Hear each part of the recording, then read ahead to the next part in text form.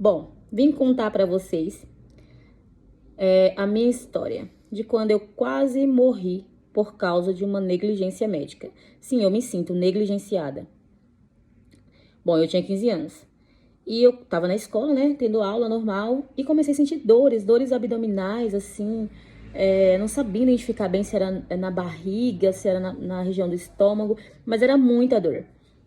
E eu fui pra casa, pedi pra professora me liberar, ela me liberou, eu fui pra casa, achei que ia tomar uma dipirona e ia passar. Cheguei em casa, tomei um remedinho e não passou.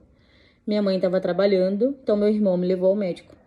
Porque eu já tava com muita dor, eu tava com febre, eu tava com calafrios, com náusea.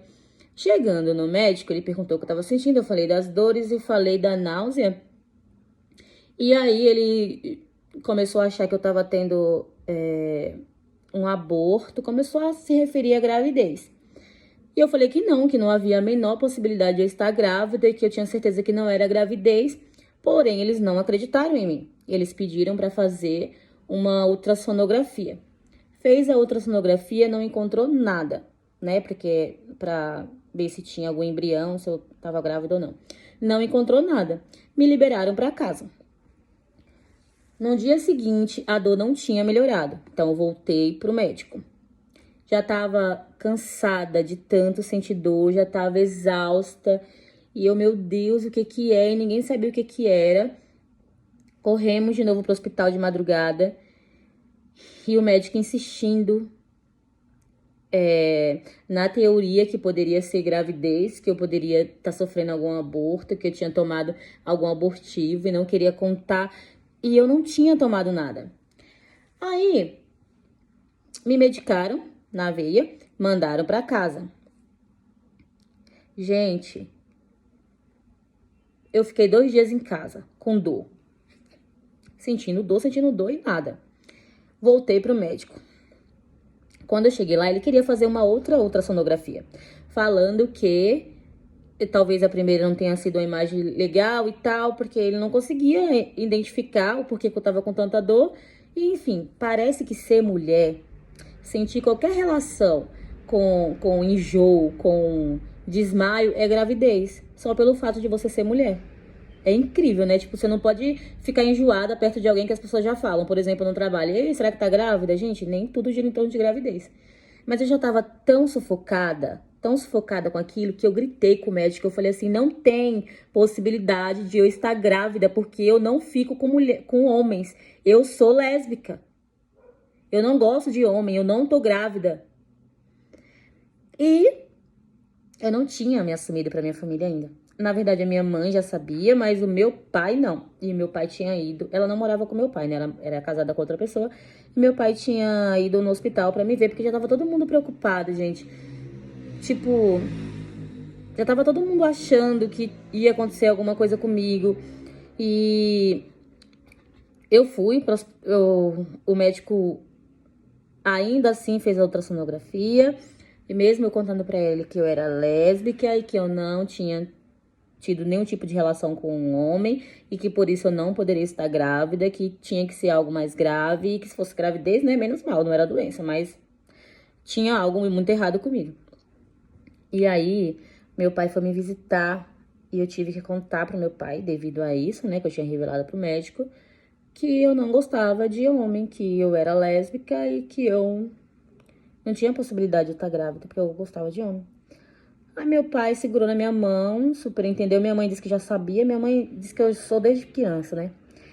Que eu já tinha traços masculinos. Enfim, aí foi assim que eu tive que me assumir pra minha família. Quando os médicos descobriram o que eu tinha, porque nesse dia eu fui medicada e voltei pra casa. Eu voltei pra casa, eu fiquei umas 3 horas em casa.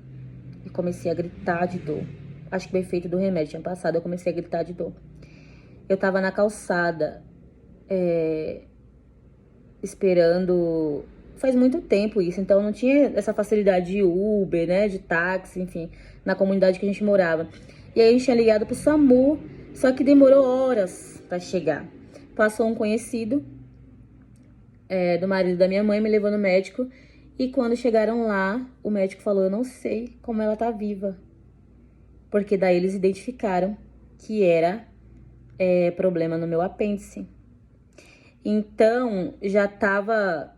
Eu nem sei explicar se tinha estourado, se tava inflamado, era alguma coisa. Mas eu precisava ir pra sala de cirurgia urgente. Eu não me lembro de mais nada, eu só me lembro de quando a minha mãe chegou na sala de cirurgia, antes de ir pra cirurgia, né? Eles fazem um preparo, minha mãe chegou, eu só segurei na mão dela e desmaiei. Apaguei, acordei no dia seguinte, né? Com o efeito da anestesia passando e já com a cirurgia realizada. E o médico tinha falado pra minha mãe, mãezinha, a gente sente muito, mas a probabilidade dela conseguir passar por isso, por essa cirurgia com sucesso, não é muito boa, porque demorou muito tempo para identificar. No primeiro dia que eu fui ao médico, eu já deveria ter sido encaminhada para essa cirurgia. E não ficar nessa luta de provar se eu estava grávida ou não estava grávida. Então, eu quase morri. Foi um milagre eu ter saído da sala de cirurgia bem. Tem uma cicatriz enorme aqui, né, da cirurgia. E o marido da minha mãe fez até promessa para Nossa Senhora Aparecida para me livrar daquilo. E a gente confia que houve muita ajuda espiritual. E hoje eu tô aqui. Já fazem 7 anos que isso aconteceu. 7 anos que eu quase morro por uma negligência e por os médicos acreditarem que pelo fato de eu ser mulher, eu tava grávida ou era alguma coisa sexual e eu ter que provar que eu era lésbica.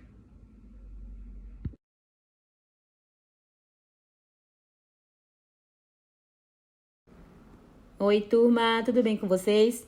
Passando para relembrar que essa história não é minha, tá? São histórias de seguidores, então vocês me mandam e eu conto aqui com absoluto sigilo, tá? A gente altera nomes, enfim, faz da forma que vocês preferirem. Algumas histórias eu conto como protagonista, na maioria delas, e outras são relatos, conselhos, então eu leio, tá? E aí vocês participam aqui junto comigo no canal, deixa o comentário de vocês, deixa o like com vocês e se inscreve. Vamos ajudar esse canal a subir. Além das histórias, tem muita trollagem, tem meu dia a dia com a minha esposa, com meus filhos pets, que são uma fofura que vocês vão ver aqui o tempo todo. Muito obrigada, não esqueça de deixar o comentário, curtir e seguir.